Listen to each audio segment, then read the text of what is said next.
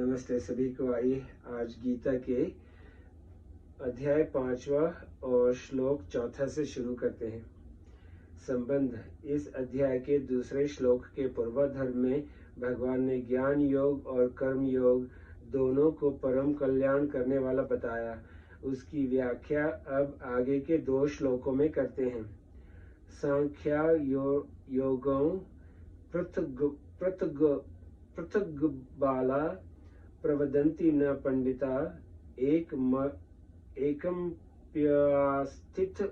एकम्प्यास्थित सम्य गुभयोर्विदन्ते फलम। क्षमा करना है।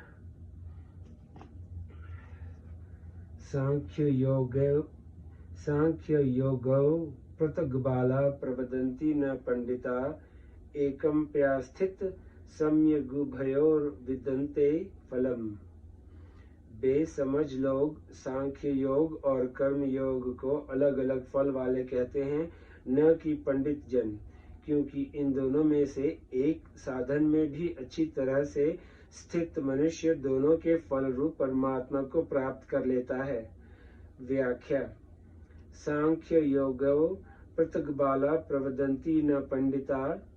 इसी अध्याय के पहले श्लोक में अर्जुन ने कर्मों का स्वरूप से त्याग करके तत्वदर्शी महापुरुष के पास जाकर ज्ञान प्राप्त करने के साधन को कर्म संन्यास नाम से कहा है। भगवान ने भी दूसरे श्लोक में अपने सिद्धांत की मुख्यता रखते हुए उस संन्यास और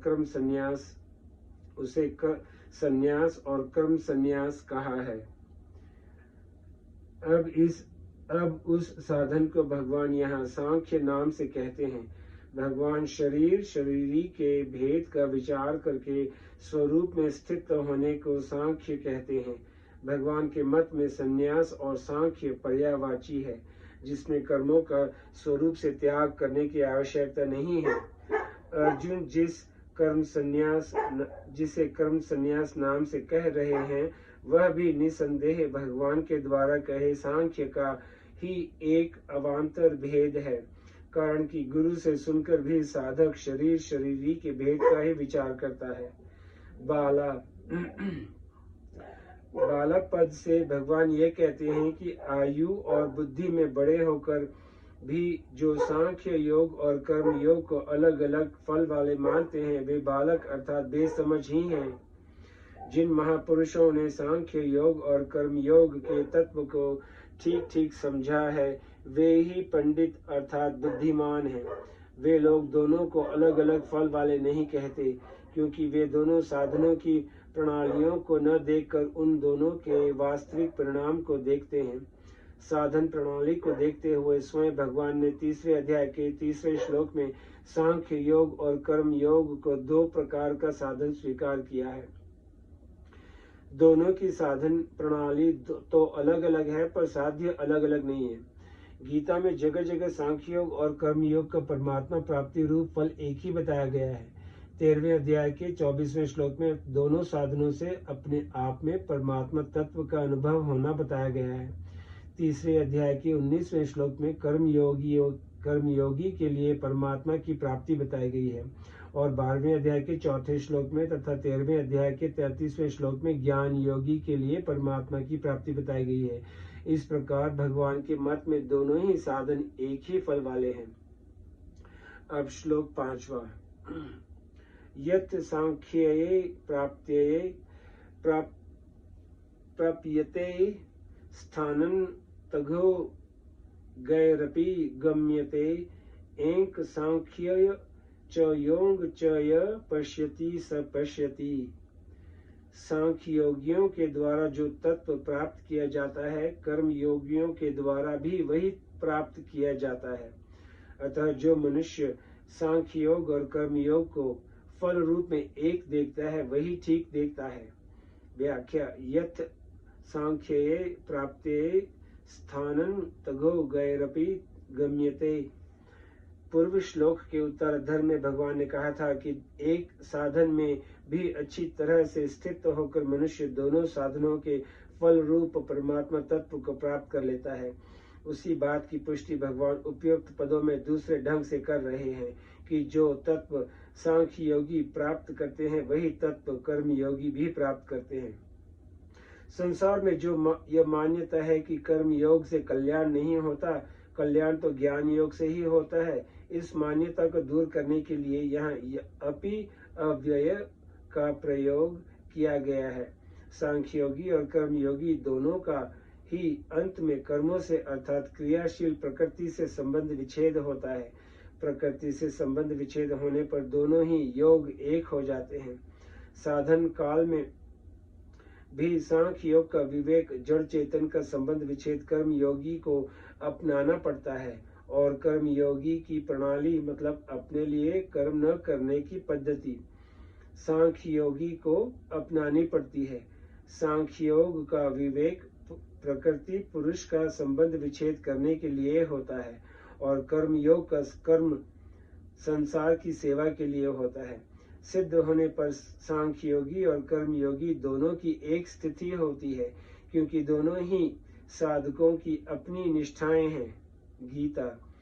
संसार विषम है, घनिष्ठ से घनिष्ठ सांसारिक संबंध में भी विषमता रहती है, परंतु परमात्मा सम है, अतः सम रूप परमात्मा की प्राप्ति संसार से सर्वथा संबंध विच्छेद होने पर ही होती है।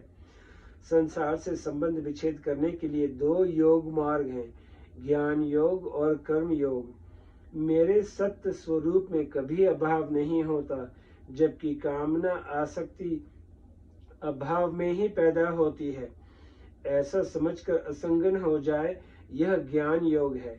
जिन वस्तुओं में साधक का राग है, उन वस्तुओं को दूसरों की सेवा में खर्च कर दे, और जिन व्यक्तियों में राग है, उनकी निस्वार्थ भाव से सेवा कर दे, यह कर्म योग है।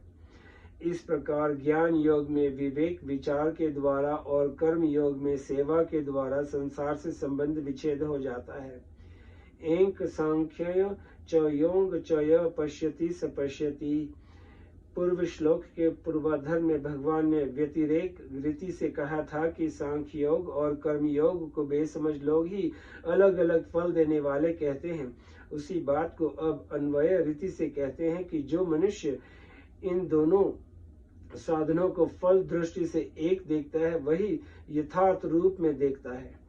इस प्रकार चौथे और पांचवें श्लोक का सार यह है कि भगवान सांख्य योग और कर्म योग दोनों को स्वतंत्र साधन मानते हैं, और दोनों का फल एक ही परमात्मा तत्व की प्राप्ति मानते हैं। इन वास्तविकता को न जानने वाले मनुष्य को भगवान बेसमझ कहते हैं कि, और इसे जानने वाले को भगवान यथार्थ जानने वाला मतलब बुद्धिमान कहते हैं। विशेष बात, किसी भी साधन की पूर्णता होने पर जीने की इच्छा, मरने का भय, पाने का लालच और करने का राग, ये चारों सर्वथा मिट जाते हैं।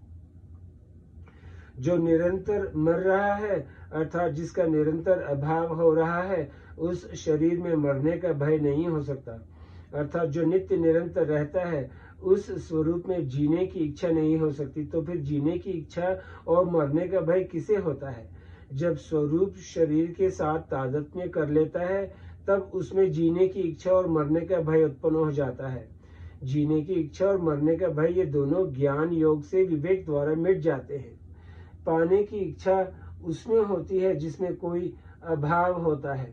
अपना स्वरूप भाव रूप है, उसमें कभी अभाव नहीं हो सकता, इसीलिए स्वरूप में कभी पाने की इच्छा नहीं होती। पाने की इच्छा न होने से उसमें कभी करने का राग उत्पन्न नहीं होता। स्वयं भाव रूप होते हुए भी जब स्वरूप अभाव रूप शरीर के साथ तादात्म्य कर लेता है, तब उसे अपने में अभाव प्रतीत होने लग जाता है, जिससे उसमें पाने की इच्छा उत्पन्न हो जाती है, और पाने की इच्छा से करने का राग उत्पन्न हो जाता है। पाने की इच्छा और करने का राग ये दोनों कर्म योग से मिट जाते हैं। ज्ञान योग और कर्म योग, इन दोनों साधनों में से किसी एक साधन की पूर्णता होने पर जीने की इच्छा, मरने का भय, पाने का लालच और करने का राग, ये चारों सर्वथा मिट जाते हैं। आपका बहुत बहुत शुक्रिया। आज यही समाप्त करते हैं, फिर कल श्लोक 6वें से शुरू करेंगे। नमस्ते।